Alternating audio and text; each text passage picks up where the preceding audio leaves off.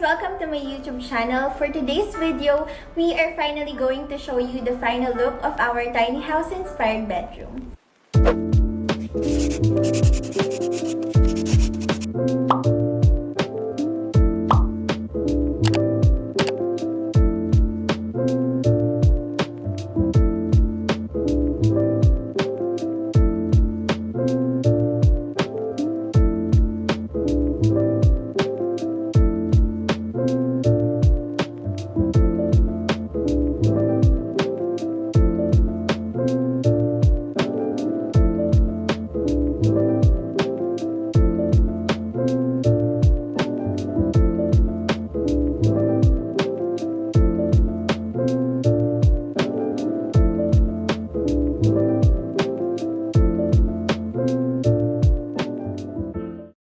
So guys, dito tayo mag-start sa pinto namin. So itong pinto namin ay 31 years na dito sa bahay namin.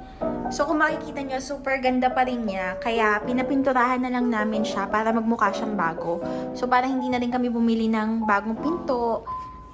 And para makatipid na rin. Ayan siya. From this door, meron siyang maliit na stage sa ilalim.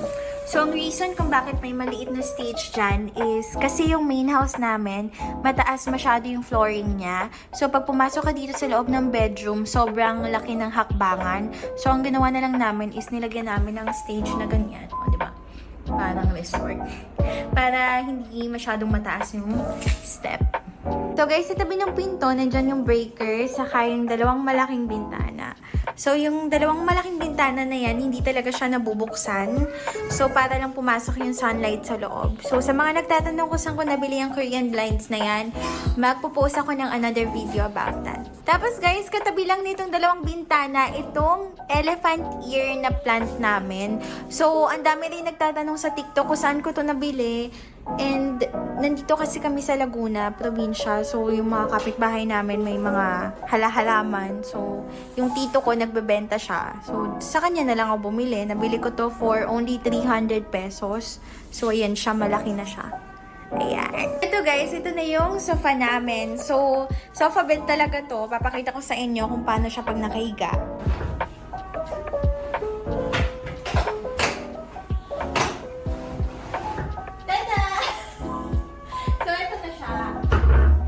So, katapat lang ng sofa guys, meron tayong full body mirror dito. Ayan. So, itong mirror na to, meron lang siyang mga ganyan. Tapos, itong plant ko dyan sa gilid.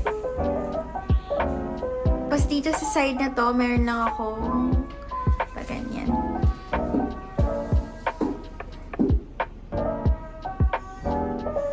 So, dito sa side na to, ayan yung computer lang. Ayan. Computer setup. Tapos, ang magandang room ni Mipo. Meron siyang sariling room. Yay! Tapos, yung mga gamit niya sa taas. Ayan. So, paakyat na po tayo sa loft. So, ito yung hagdan namin. Yan. So, pag-akyat mo, ayan, mga basura siya. Tapos, ito yung bintana namin. Tapos, meron din yung Korean blinds. So, ayan. So, ayan, nabababa siya.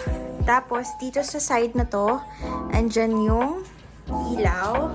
Then, may pakunting eme-eme lang dito. Ito ang side kung saan ako nag-work. Ayan. Tapos, meron lang kami ditong sofa bed. So, hindi pa siya maayos masyado. Pero, yan. So, napapahaba yan. Kasyang-kasya dito sa taas. So, yan. Tapos, dito sa side na to, kung makikita nyo, merong Manila paper. Kasi, butas pa yan guys, hindi pa naayos. Kasi originally, ang plan namin ay mag-window type lang na aircon. Pero na-realize namin na baka hindi lumamig, kaya nag-split type na lang kami. So, yan. Ito medyo makalat pa. Pero ito yung view namin sa baba. Ayan. Ganyan siya. Simple lang, hindi pa kami nabili ng mga ibang gamit namin, kaya medyo makalat pa. Pero ganito siya sa second floor.